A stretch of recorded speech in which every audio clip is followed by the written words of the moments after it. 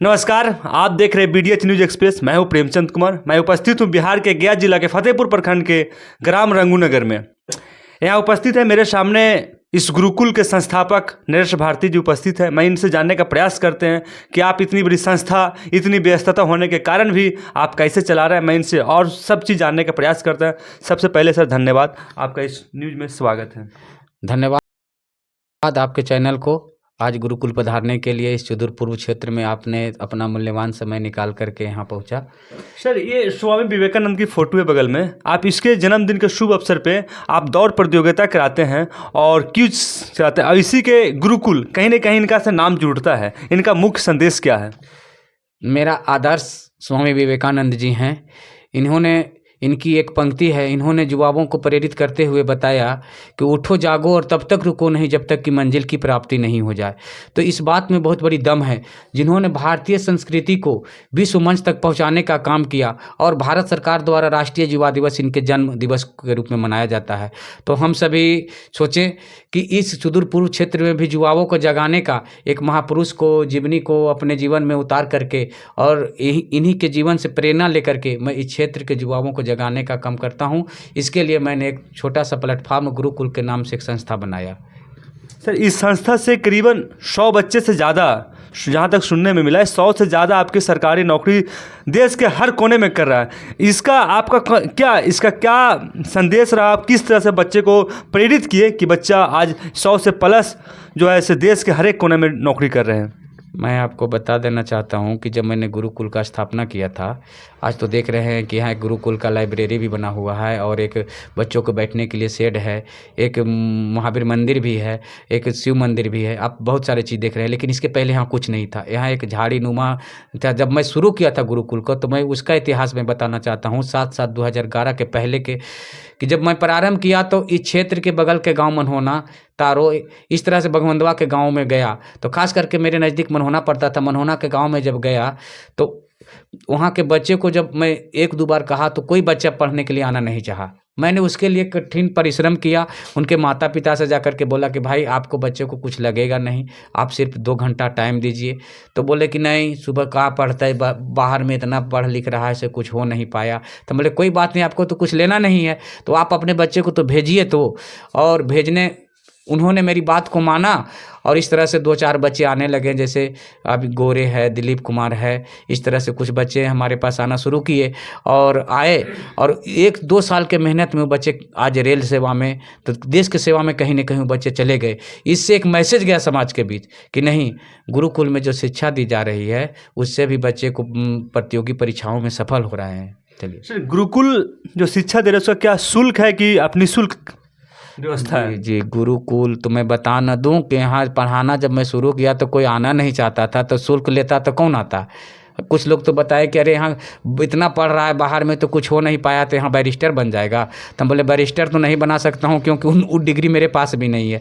तो मैंने सोचा कि जो मेरे पास है, जो आपको बच्चों को जो railway group D, police, military में बनाने के समर्थवान हूँ और मैंने छोटा सा प्रयास किया और इसका रिजल्ट मुझे मिलना शुरू हुआ और इस तरह से एक कारवा बना और बहुत सारे आसपास के गांवों से बच्चे आना शुरू कर दिए। जो बच्चे पढ़ना चाह रहे हैं और उनके पास असमर्था है, पैसा नहीं है, उनका किताब की बहुत सारी दिक्कत है, उनके लिए आप क्या सेवा दे रहे हैं? मैं इस आपके चैनल के माध्यम से बताने रहना चाहता हूँ कि जो भी बच्चे आज रियल में असमर्थ हैं, आज वो असमर्थ हैं, गरीब हैं, तो मैं एक गुरुकुल लाइब्रेरी भी बना चुका हूँ। आगे मनहोना, ग्राम मनहोना के पास ही एक मेरी लाइब्रेरी भी बन चुकी है। आप आएँ और गरीब और अनाथ बच्चे को मैं निःशुल्क शिक्षा, गुरुकुल के माध्यम से तो निःशुल्क शिक्षा दी ही जाती है और लाइब्रेरी में भी उसको सारा व्यवस्था निःशुल्क कराया जाएगा असमर्थ बच्चों के लिए। आप आए, आप ये ना सोचे कि मैं असमर्थ हूँ, मेरे माता पिता गरीब हैं तो मैं नहीं पढ़ सकता हूँ। मैं वहाँ, मेरा इस क्षेत्र में एक प्रयास ही है कि जहाँ सदियों से अंधेरा है, मैं उस घर में शिक्षा रूपी दीपक को जलाना चाहता हूँ और उस दीपक के माध्यम जी, और इस तरह से आज सैकड़ों बच्चे अपना जीवन बना करके कहीं ना कहीं देश की सेवा दे रहे हैं। सभी आप जानते हैं, नहीं तो मैं गिनाना चाहूँ तो मैं गिना दूंगा उंगली पर। इस जो अभी शिक्षक जो बीपीएससी बहाली, आपके गुरुकुल से बीपीएससी कितने स्टूडेंट पास किए? गुरुकुल से 6 बच्चे को मैंने बीएड कराने का प्रयास किया। जिसमें कुछ बच्चे ऐसे गरीब बच्चे थे या असमर्थ थे, उनके गार्जियन की जो गवर्नमेंट की फ़ी है वो फ़ी देने में भी असमर्थ थे। तो मैंने कुछ बच्चों को एडमिशन दिलाने के लिए गया और वहाँ के प्रिंसिपल से मिल करके वहाँ से उनसे रिक्वेस्ट कर के कहा कि सर ये बच्चा बहुत गरीब है, इनके माता पिता मजदूरी करते हैं। तो उन्होंने प्रिंसिपल ने भी उन्हें सहयोग दिया और 10-20 हज़ार रुपया करके वो अपना फ़ी के रूप में जमा किए, जो फीस लगता है। और इस तरह से आज 4 बच्चे गुरुकुल से बीपीएससी प्रतियोगी परीक्षा में सफल हुए हैं। मैं कमलेश सिंघिया का बच्चा कमलेश, जिनके पिताजी आज भी रेलवे में मजदूरी करते हैं, लेकिन उनका बच्चा आज हाई स्कूल मोहनपुर में शिक्षक के पद पर कार्यरत है। रिंकी कुमारी एक पुतू थी भगवंदवा की, विनोद यादव की पुतू हुई, आज उनकी पुतू आज जा करके देखिए आज आपको डुमरिया हाई स्कूल डुमरिया में शिक्षक के पद पर कार्यरत है। इस तरह से मंझगांवा, आपके बगल का गांव मंझगांवा, जयपुर पंचायत में मंझगांवा गांव पड़ता है, वहाँ का विकास कुमार लड़का देखिए 10+2 विद्यालय में भी ट्रेनिंग ले रहा है गया में। जी सर, आप तो खुद सरकारी ड्यूटी करते हैं, रेलवे में है, उतना व्यस्तता के कारण रहने के कारण भी आप समय किधर से निकाल कर आप गुरुकुल में कितना समय देते हैं? मैं बताया हूँ ना, पर हित सरस धर्म नहीं भाई, दूसरे के हित के लिए कोई धर्म नहीं है।